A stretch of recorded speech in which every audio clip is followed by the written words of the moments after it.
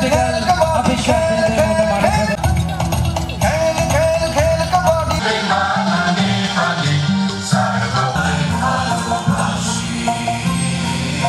এই তৃতীয় ম্যাচের জন্য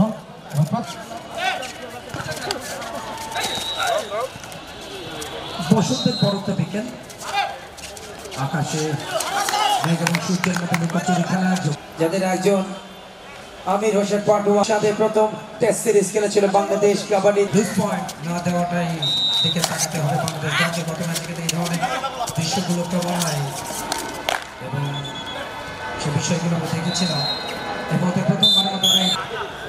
বেশ ক্ষিপ্রতা বাংলাদেশ বি দলের সামনে এবং শেষ মিনিটে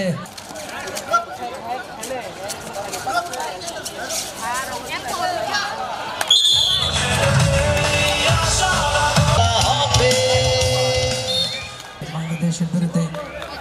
45-42 পয়েন্ট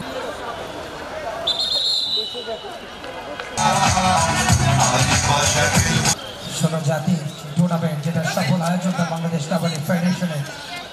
মিরপুর ইন্ডোর স্টেডিয়ামে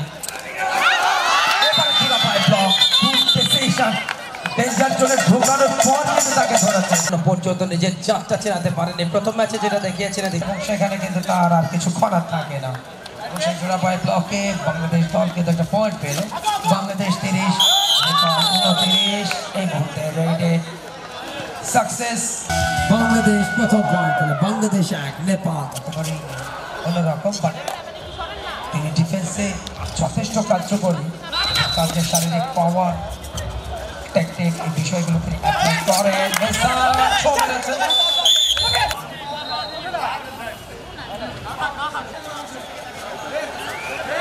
বেশ খানিকটা ভেতরে ঢোকার চেষ্টা করছেন এবং শেষ পর্যন্ত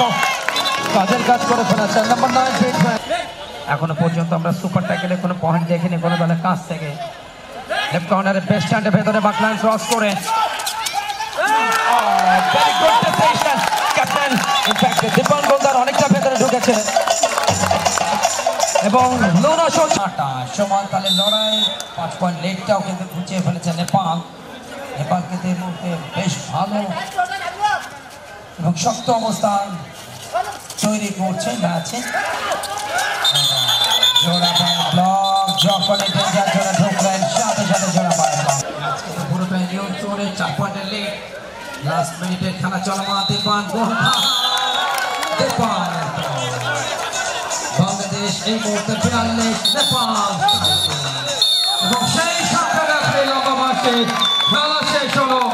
এবং 42-37 পয়েন্টের ব্যবধানে তৃতীয় ম্যাচ জিতে সিরিজে আরও একবার এগিয়ে গেল বাংলাদেশ